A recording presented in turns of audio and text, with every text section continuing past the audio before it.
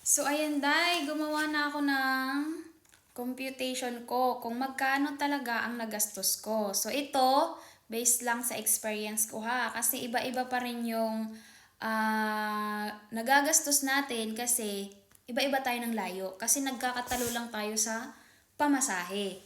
Kung sa probinsya ka, syempre kailangan nyo mag-airplane, kailangan nyo mag-bus, mga ganun. Kung taga Baguio ka, mas malalakihan kayo sa pamasahe. So, sa akin naman, dahil sa Bulacan lang ako, in-estimate ko lang, sinobrahan ko na nga yung mga pamasahe ko, gumastos ako around 6,000 mahigit. 6,000 plus lang. Kasi, ang medical at visa, ibabalik sa'yo yan, Day, after ng OWA mo or bago ka mag-flight.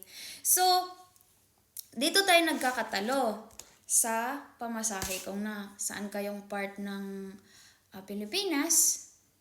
So, dyan. Kaya sa mga nagtatanong, ayan, basahin ko sa inyo, step by step. Kaya ito ang sinasabi ko, Day, mas magandang mag-apply kayo muna kasi ang daming nagtatanong nga sa akin, Day, saan yung address ng Pinas? So, huwag kayo mag-alala, Day. Ibibigay naman yung address nyo sa Pinas kung may amo na kayo. Bakit? Mas maganda pa rin na mag-apply kayo online para pagpunta nyo doon, may amo na kayo. Kasi last time, may mga nag-PM sa akin, no?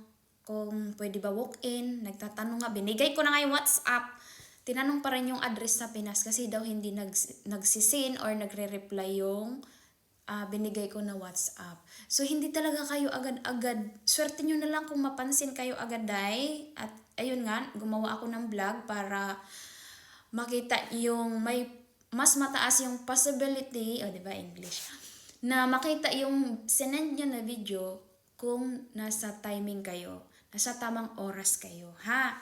So, sa mga nagtatanong, Day, anong address ba nila? Ganyan. Kasi, bago kayo papuntahin doon, kailangan may amo kayo para tuloy-tuloy yung process.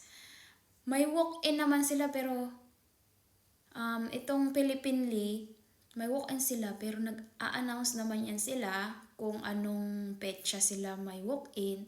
Then last na kuha ako ng passport, may kasabayan ako na nagtanong sa agency kasi may friend din siya na gustong mag-apply ng Turkey pero walang tiwala sa online, mas gustong mag-walk-in talaga. Walk-in talaga.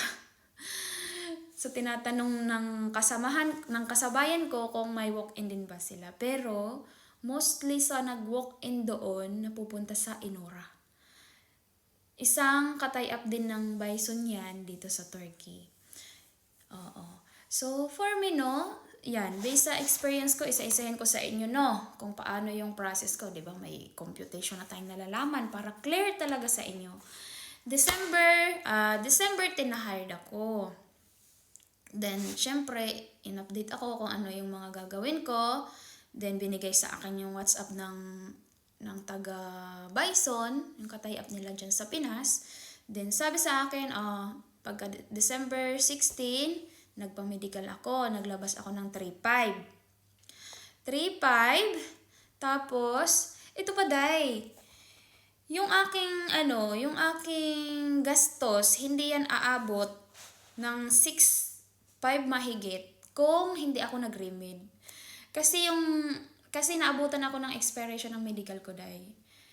Umabot ng 3 months. So, kailangan ko umulit ng medical. So, hindi na siya refundable. Yan, isa-isahin ko ha. Nag-advance ako eh. December 16, naglabas ako ng 3.5 plus pamasahe. Palagay natin, sobra na to, 400. Balikan na yan. Tapos January 6, 7, January 5 to 7, kasi nagpabalik-balik nga kami nung nagpabisa kami kasi nagka-aberya. Then pagka 7, naglabas kami ng 60 USD at 7 plus, nakalimutan ko na yung exact amount. Then, pamasahe, sabihin natin 800. Then ngayon, nung nag-training, nilagay ko lang 400 pamasahe at saka pagkain pa uwi. Pero sa training center, day, wala kayong problemahin. Kasi wala namang bayad at free ang kain doon. Ha? Nilagay ko lang dito 400 para sa pamasahe. Sobra na nga to. Then, March 5 to 6, pamasahe lang din. Ito yung time na nag-uwa ako at kinuha ko yung passport ko. Kaya bumalik ako ng 6. Pamasahe lang din yan at kain. Palagay ko na ng 400. Then,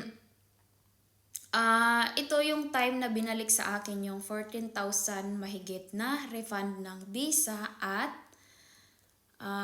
medical. So, wala ka na, pamasahe na lang. As in, pamasahe na lang yung ginastos mo papunta dito sa Turkey. Then, Remed, ito na yung 3,500. Ang 3,500, hindi na siya i-refund. So, pamasahe 300. At least 3,500 lang yung gastos mo. Dahil saan ka ba? Dahil isang buwan lang. Dahil bawi mo na yung gastos mo. Dahil Diyos ko. Tingnan mo. At saka March 23, bago ka mag-flight, mag-TT ka for 65. Then, sabihin natin, 300 ang pamasahe mo. Kasama na kain. So, 21 mahigit yung nilabas ko munang pera, ay binalik na nga pala pagka-uwa ko, di ba? So, minus ko na around 6,000 yung may mga nakakaalis day na wala pang 3 months day. Di ba?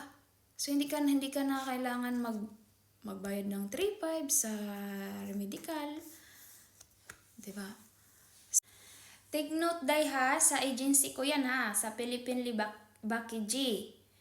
I'm not sure sa iba kung nagre-refund din sila. Kasi ang dami natin pwedeng pasahan dito sa Turkey na mga agency. So, lucky ako kasi ito ako napunta. 'Di ba? So, ayan, sikapin nyo na dito kayo ma-hired kasi napakabait ng may-ari dito, si Ma'am Oljay. Proven and tested yan.